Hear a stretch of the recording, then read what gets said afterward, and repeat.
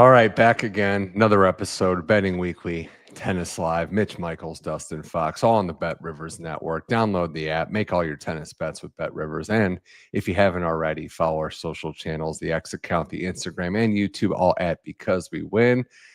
Monday, October 20th, tennis all around Europe. We've got some Asian events too. We're gearing up for the end of the season. Yes. A lot of drama in the world of tennis. Dustin, great to have you with us. Is that a what do we got here? Is that Michael Myers? Oh, yeah, baby. Okay. The night he came home. Yeah.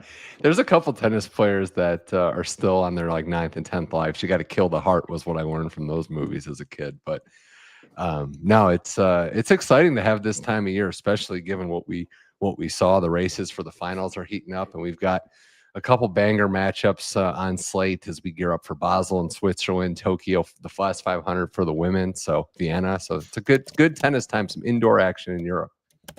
No, it is good. How about the picture I sent you yesterday of Medvedev after he had won his 21st career title yesterday against my boy Moutet, who put up a hell of a fight and performed really well. He's playing good tennis right now. But that was pretty funny, wasn't it? What was he wearing, by the way?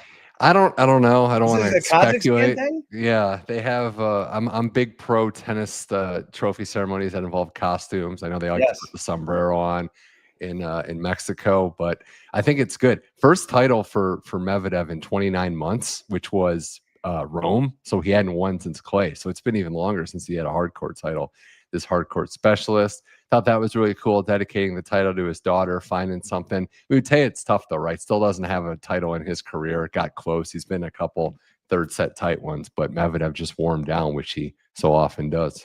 He really does. You know, it's interesting too, and you've kind of got me on this as we've chatted, and you know, I'm a little bit more of a newbie to the tennis world. Now I'm all in, you know, now over the last 5 years, but you've been into it a little more longer than I have.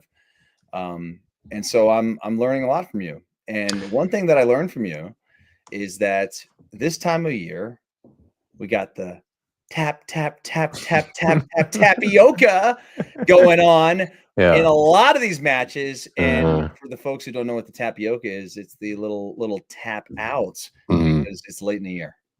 Yeah, some players not tapping out, players with stuff to play for, whether that's a high ranking, getting to the finals, or just getting seeded, you know, for a major next year if you're getting into the top 30, or even, you know, just playing for momentum and pride and everything. Players that didn't tap out, shout out to Leylah Fernandez and Elena Rybakina winning their respective titles. Rybakina is playing for the final spot. It's, you know, Paulini clinched, Dustin, so Rybakina has a chance to knock Mira Andreeva out, which is something we didn't see. But Andreeva's been struggling. She is struggling big time. We've seen some player coaching moves, which we'll get to. We have one live match going on right now at the pro level. I think it actually just went final. So Demonar did win by my calculations. So he's through. He's somebody that's still playing at the end of the year. We have a match coming up in Basel. It will be Jakub Mensik taking on Henry Bernet, local Swiss guy. Mensik's a huge favorite in that one. And then all the action tomorrow, which we'll get to. So we've seen some things happen. We've got some big developments. We can get into the board and matches that we like. Remember, there's ATP Vienna and there's also ATP Basel. So let's start by looking at Vienna. Some big matchups here. Dustin, you wanted to highlight one. I had the one on the bottom too, but Karen Khachanov, Tallon, Griekspoor plus 160. Seems like he always thrives in this spot as a slight underdog against players that are ranked a little bit ahead of him. And then Tsitsipas plus 195, a huge plus money for the Greek player against Lorenzo Musetti, who is one of those players I mentioned, Dustin, playing for something, still in the driver's seat to get into the ATP finals. So initial thoughts, we can work out some bets, but let's start with Khachanov Griekspoor. What stands out to you about that one? Just that it's two players that, I mean, Griekspoor, as you said, has been a giant killer and can be just a tough out for anybody, any top player. Khachanov is a top player that is at sometimes as good as it gets, and sometimes it just absolutely does stuff that you're like, man, is he on the take? Like, what's going on right now? Like, how does he have that many errors? But they've faced each other just one time. Griekspoor owns the head-to-head there, 1-0. This is going to be fascinating. Khachanov has been in a little bit of a rough patch as he has I think he's lost 4 straight matches. He's lost. Yeah, I believe that's correct. He lost to Struff last match in Yes. Kazakhstan. Jerry Shang before that. So yeah, I think our heads are with the underdog in this one. Yep. Enter, John's 447 saying it might be an overplay. I do like that. Where I'm at though with these bets as we throw the graphic up, we can see on Bet Rivers. Maybe you just go over 2.5 sets too. I think it's a 3-setter. That was my first thought, and especially if we can. Yeah, let's pull that up right now. Do we get plus money on the? Oh yeah, if we plus go 120, 30. Yeah, let's take a gander and see. Yeah, over 2.5 sets is plus 132 on Bet Rivers right now. Just feels like it's going to be one of those matches. Khachanov doesn't typically roll over either, which is the other thing. He's not a tapioca player, but I do think he is in a rough patch. I think it's fair to say, and I think given where he's been and what his abilities are, hasn't won a match since the U.S. Open, where he lost in the second round. So I think that might be the play. I'm just more startled with the Tsitsipas number, given that it's plus 195. It makes all the sense in the world where he's at. But Musetti is not playing well right now. That's true. That's true. He's got a little tapioca going on, I think. We also saw Felix win a title, and he's someone that's, another player shout out last weekend, giving a shout out to his new wife and saying everything's good. He always plays well this time of year, went through Musetti to win this title, and is nipping on his heels for the final spots in Turin. So, yeah, Felix, he almost blew it, dude. I mean, he blows that breaker the second set when he was up, I think it was 6-3 and had a few match points, and then just ended up losing that second set, but then cruised in the third, which is nice.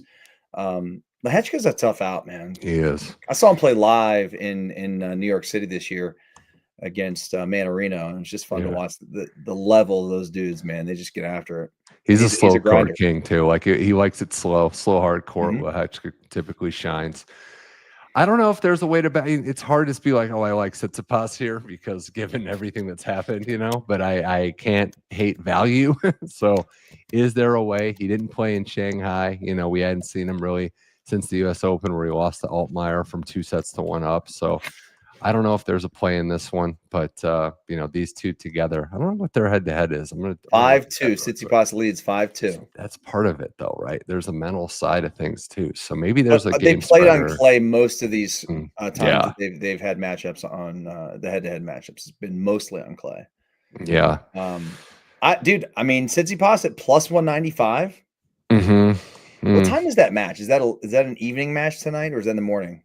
That is going to be tomorrow morning, late match on 8:30 Pacific. I'm seeing, so 11:30 Eastern. So, tomorrow's episode of Betting Weekly Tennis Live might have it live. Yeah, it was 5-0. So there you go. Musetti's won the last 2.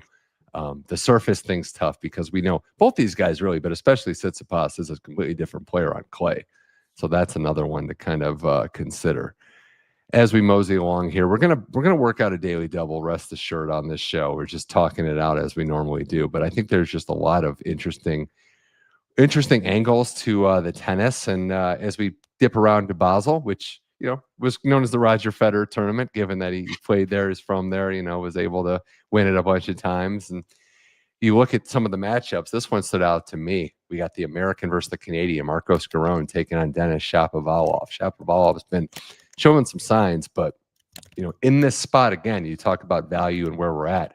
Marcos has done pretty well in history in this spot as a slight underdog. I see the numbers there over 2.5 sets is plus 125, but Shapo versus Giron, little Nike versus Vori. I think Shapo's still Nike, but thoughts on this one? Do we expect a competitive match? Do you like the American as a slight dog? They have played against each other 4 times. Marcos Giron is 3-1 over those 4 meetings. I'm trying to see if they were clay. The last meeting was on clay. That was Monte Carlo, where Marcos won 6-3, 7-6 in a second set breaker. So that is interesting. Surface matters. Right. It's hard court, so it's definitely going to be different than the last time they played.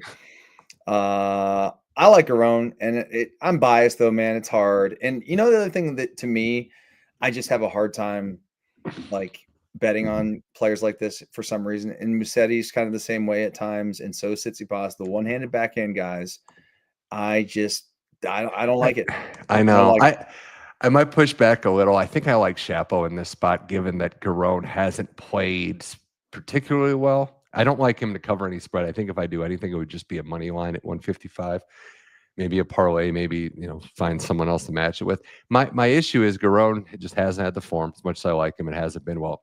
And I actually think in Stockholm, Dustin, I got to see some of that match with Casper. I thought Casper played great.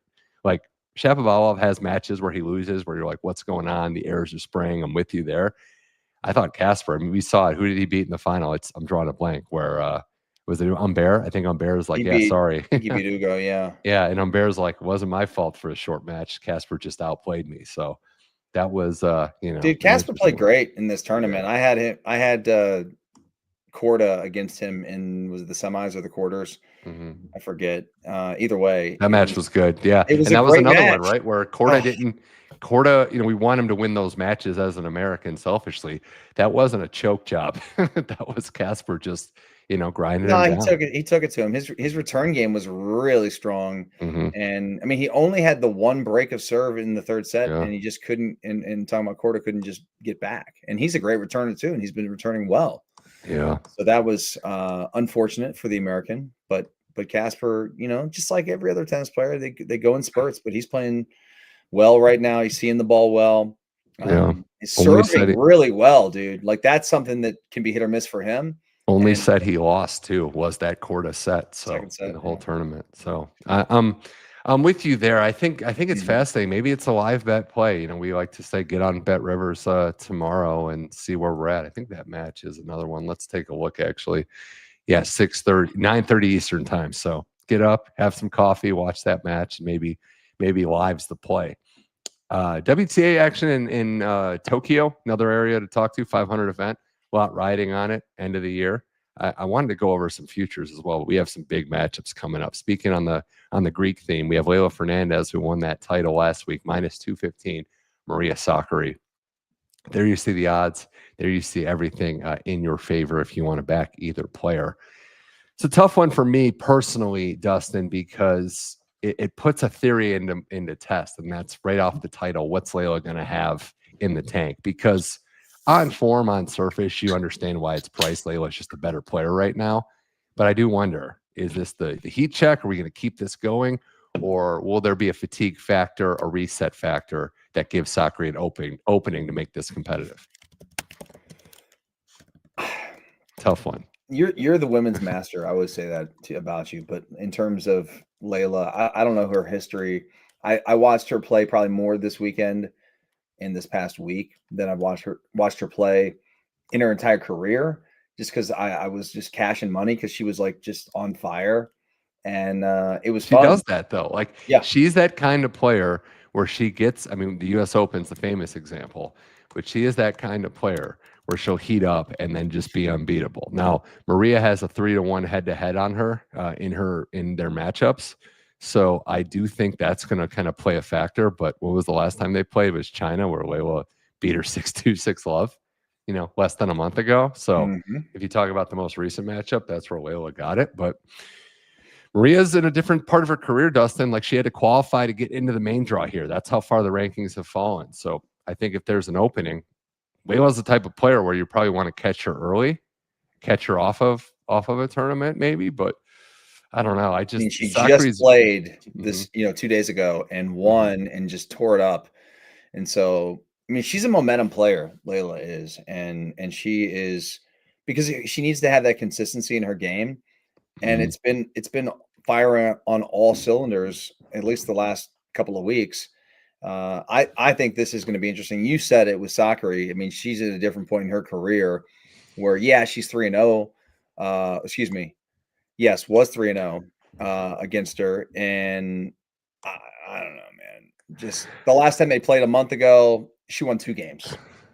Yeah, I mean, she's number 30. She's 30 years old. She's up to 56. I say up to 56 in the world, given that the bottom did fall out a little lower. So she's somebody that does have a lot to play for. And I wonder, you can kind of look at Leylah, right? Like she had that run in DC. I think following it up wasn't great for her either. So maybe there's a history lesson there, right? Like she wins DC, goes right to Canada, her home tournament, and Maya Joint takes her out. So if you want to say, is she a little vulnerable? It's hard for me to though back Sakkari with any level of direct confidence, right? Like I would say, we'll put the graphic up one more time. Maybe that number 3.5 would be one if you want to really take a chance and say, okay, can she play a couple tight sets?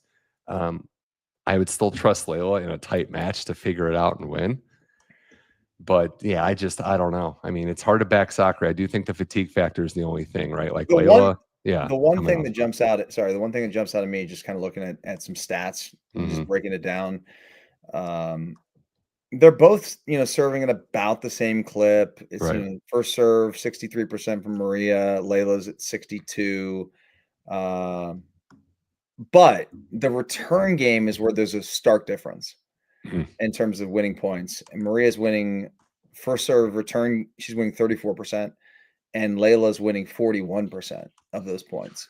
So that's the one huge difference. I mean, it's a 7% difference. So whatever, take it for what it's worth. It's not like these analytics always matter, but if it's something, and we have one player who is headed in one direction in Leylah, and another player who's just having to qualify and is kind of like getting bets based off of her name and who she is and who she was.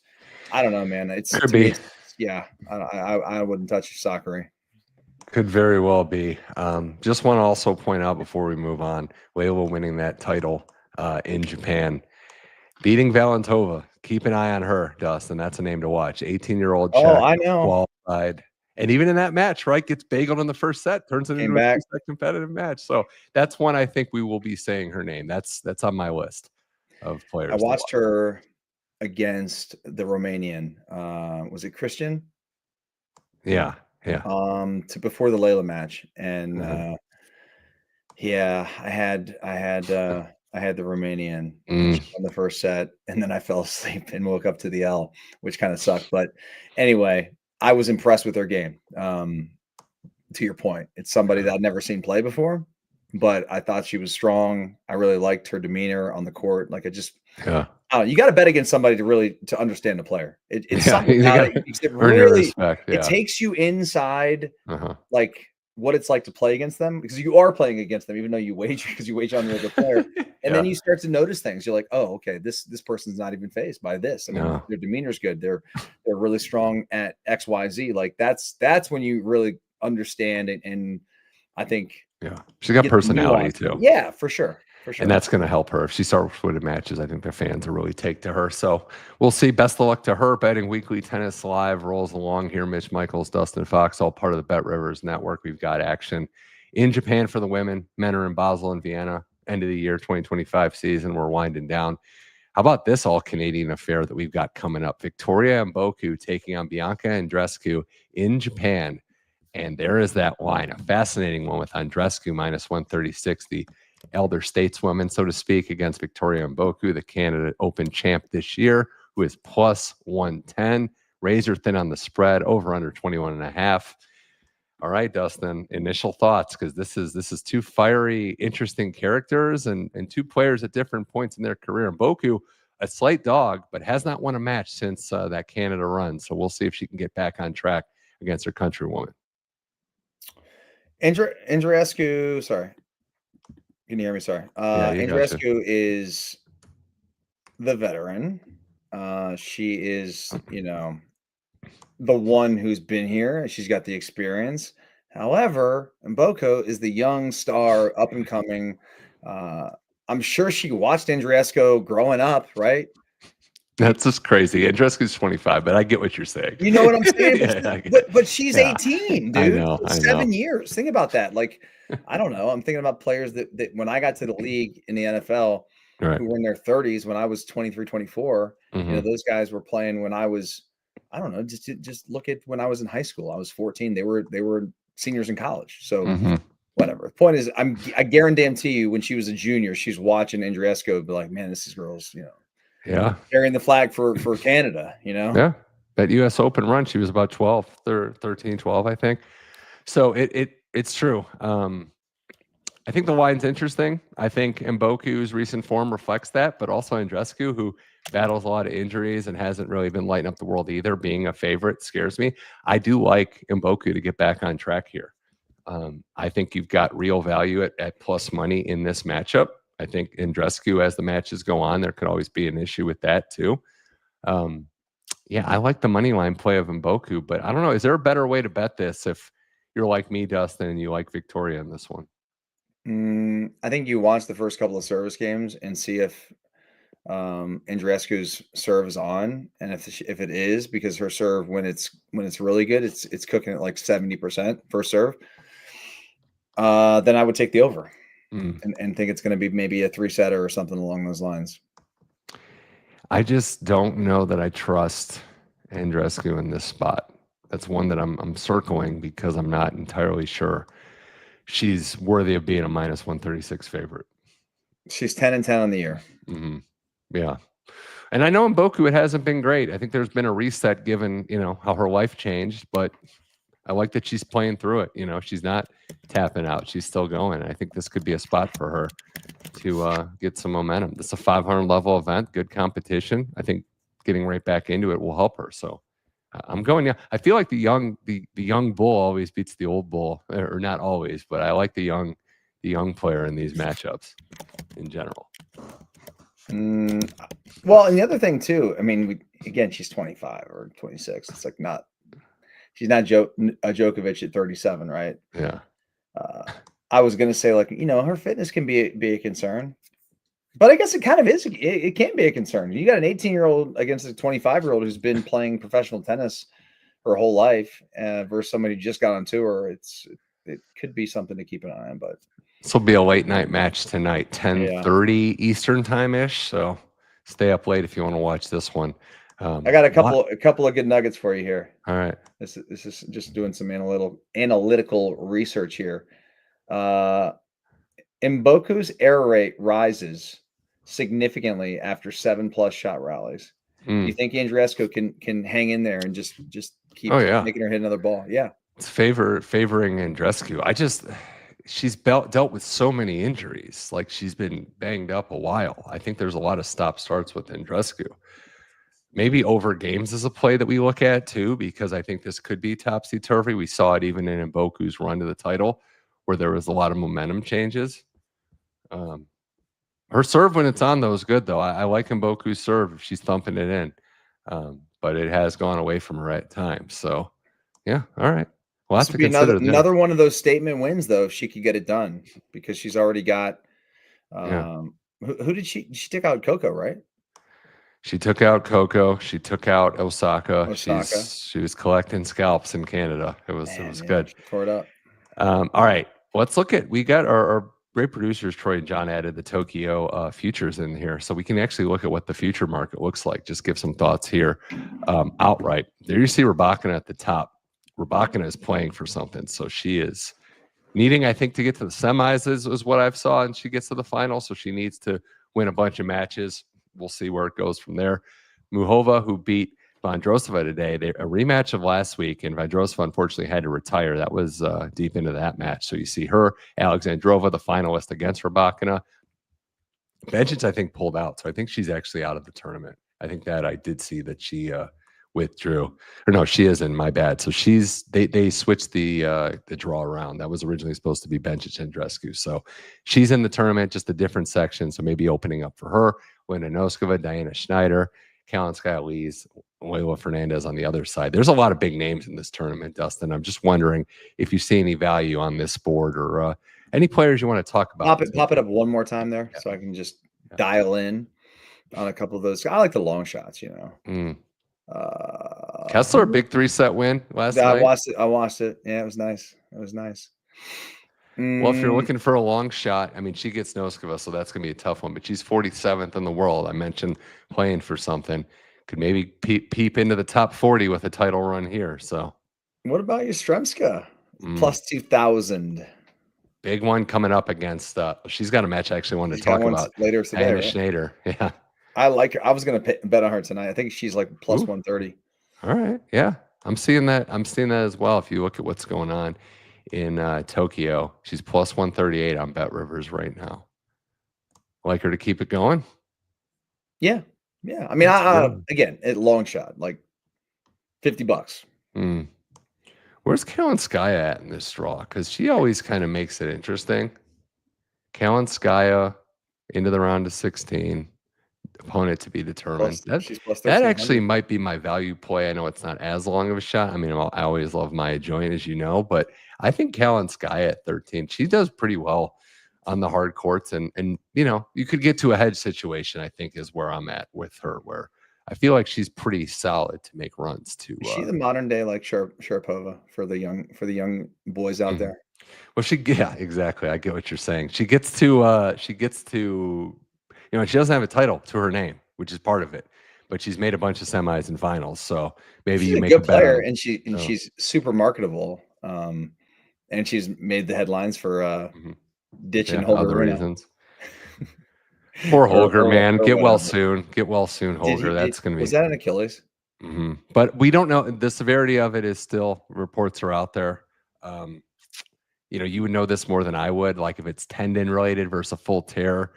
Right. Some of the timelines I'm seeing is like 6 months, which is way faster than the full NFL tears that we've seen. So just hopeful that, you know, 6 months would be good. If he's back on the court, you know, April to May, I think that's great for him, given what we've seen in other sports. So last thing on that though. So you take a long shot, like let's say you're looking at Yastremska. Are you getting to a hedge situation or are you just riding it out? Like, is there a round where you're looking at maybe hedging if she gets to the semis or final? I'd have to look at the bracket and see like how it goes. But yeah, I mean, if you're getting a plus 2,000, there's always hedge opportunities. You know what I mean? Yeah. And you'll never really, I would never cash out the bet. I would always just you know, hedge in game or watch and see if there's some opportunities to at least secure a profit. Every, you know, I don't know how many wins it would take for you to basically guarantee yourself a double up or triple up, but I think she's gonna win tonight. That's the big one, right? Is that she has, like I mentioned, Maya Joint plays Muhova. Like if the upsets win that match, then the odds plummet. So if you want to get in on Yastremska on Bet Rivers, you do it now before, you know, obviously she could lose, but that number is going to go down if she beats Diana Schneider, who's another player battling. Yeah, and Yastremska looked good. She looked very good against Rybakina, who was very motivated and took a lot to beat her. Other matches before we wind this show down, wanted to look at, you know, some of the other ATP matchups, see if we got anything we like before we bid adieu here. As you know, we're just getting going in some of these tournaments. There's a lot of great tennis across the grounds of Europe, as I mentioned. You got Sebi Baez taking on Riley Opelka. Opelka's minus 245 in Basel.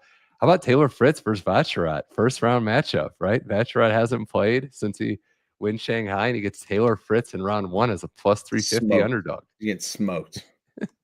It all comes crashing down. Yeah, there's a human element to it. You know, you just had the big. There is it's a letdown. There will naturally be a letdown, guaranteed. Minus 150 straight sets. I think that's where we're leaning. Fritz and straights minus 150. Yeah. I don't trust the spread with Taylor because he, you know, maybe a little harder to break. Unless, you know, this guy comes out and is just on fire and wins this tournament too.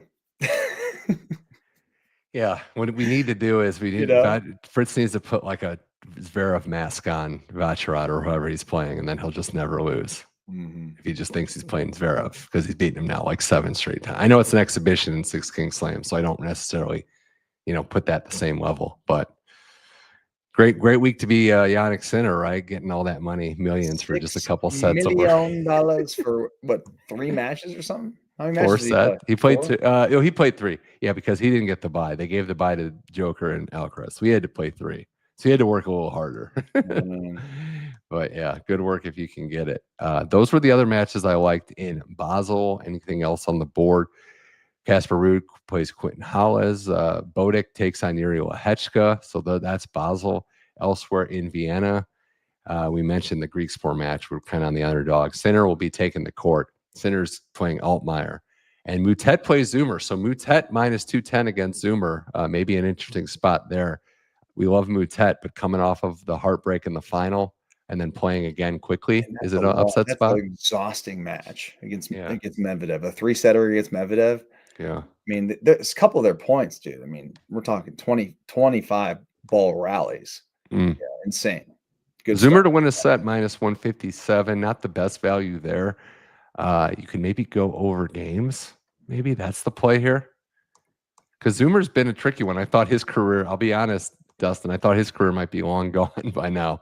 And he's still out there, doing well. So maybe you go over 21.5 games at -127. Could see that.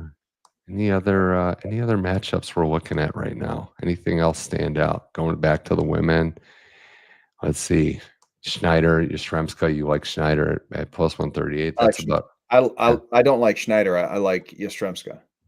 Oh yeah, Yastrzemska +138. Okay. Well, I think it's time. You want to do a daily double? You want to figure out something to bet on?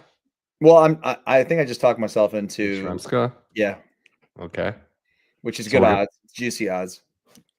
So we'll recap this in a second, but just so the first thing we like, Diana Yastrzemska +138 on the money line is leg one. I think I'm looking at the comments, right? Like we go back to the well, you like Tallon at some form. You don't have to go for all of it, but you could maybe do a Griekspoor leg, or is there something else? Because I agree with our commenter here. To win a set, yeah, like I'm with you here. Like I think we're both in agreement. Tallon to win a set is a pretty solid bet, given that Khachanov hasn't shown much. So, yeah, let's see. So that's leg one. So leg one, we're going to do Yastrzemska, but up to you. It's it's your play. Oh, this is all me today. Well, I'm pushing it towards Griekspoor. I think that's where we agreed. So on the money line. This is where it's up to you, because I could go with that, but we could go, if you want to go safer, take a little coward's way out. We can. Plus games? To win a set is not a lot. Yeah, it's only -175. To win a set? Or do we go games? It almost brings my other side of things with Yastrzemska back to almost like even. Yeah, I mean, we could live a little, go money line, or we can just say any other way you want to bet it. Trying to get into your head right now. How would you? F it. We'll take both money lines. Both money lines. Money line parlay +160. Yes. Wow. Living a little. Yes. I think it's good though, given the form of Khachanov. I think you have a chance here. And that would be 100. Let's see. So that's like, I'm trying to think. So it's a +160. Trying to calculate the odds here for a second. We're betting on 2 money line parlays. Doesn't happen much on this show. But you like Griekspoor here, huh? I think it's a good spot for him. I think it's like a 50-50 proposition, or maybe a little higher. And if I'm getting plus money, like that's a win. I'm seeing +518, +519. Oh, come on, Hundy for 500. Let's go. How about that? 519, yeah. All right. Well, what are the safety bets out there for people that maybe want to back our plays but want to bet it a different way? Conservatively, you would take what? Griekspoor to cover games? Yeah, something like that. Griekspoor to cover games, and then Yastrzemska. I would say over 2.5 sets would be my safety play in Yastrzemska Schneider, because while I like the play, I feel like that could be a topsy-turvy match. So I'm just looking at this Menchik match right now too, because that starts in 25 minutes. Anything else there? Maybe straights for Menchik. He hasn't really played well recently. No, I was looking at trying to do like a same game parlay or something stupid, but out the door. One last thing we were looking at. We had a question. Do we like Stan? Where's Stan playing right now? Challenger event? Stan's playing right now? He's always playing some random challenger event.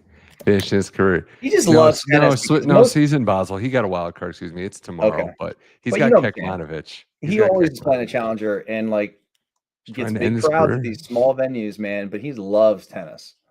Yeah, he does. I didn't see a line on Bet Rivers. I didn't see a line for Stan on Bet Rivers. I would say though that maybe to win a set, maybe the kitchen sink set. I think that could be a possibility. Yeah, and then there's Guangzhou action.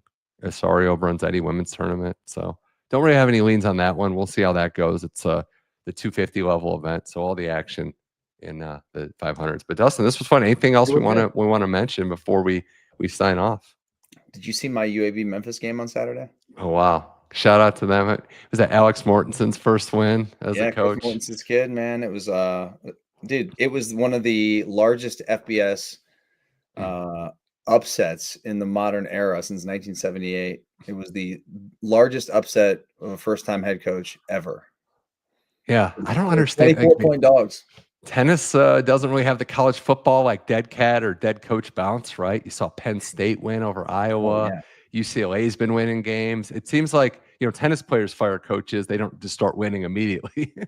But in college, we've seen some of that happen where I'm always, as a bettor in that sport, I'm always worried about when a team fires a coach, maybe they'll rally, next week, or like Florida fire a coach after a win. Saw that. So yeah. How did they come up with that $20 million for the buyout? That's insane. How do they come up with it? How does Penn State come up with it? How do these schools? But no, last week was fun, man. It was good to hear you. A lot of ranked teams lost. So yeah, thanks, man. We're getting into college football chaos season. Ohio State, Indiana 1-2. I'm going to Lubbock this week. I got Texas Tech and Oklahoma State on Saturday. Texas Tech trying to bounce back. Oklahoma State, it's rough times for the Pokes on the game.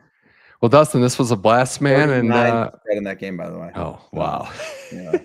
Well, this show's going to be back 1 o'clock Eastern time, Tuesday and Wednesday. It's all part of the Bet Rivers Network. The socials are at Because We Win. The X account, Instagram, and YouTube are Because We Win. 1 o'clock Eastern time.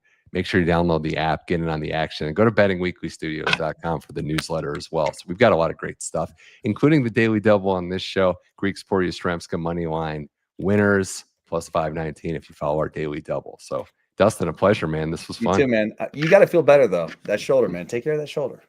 Yeah, it's where I'm working through it. I'm fighting through it. Cooking. This is we're fighting through it. We're getting through it. No pain on these Betting Weekly tennis shows. But for Dustin Fox, I'm Mitch Michals. This was Betting Weekly Tennis Live. Back again tomorrow, 1 o'clock Eastern. Thanks for watching. Enjoy the tennis and have fun out there. We'll see you later.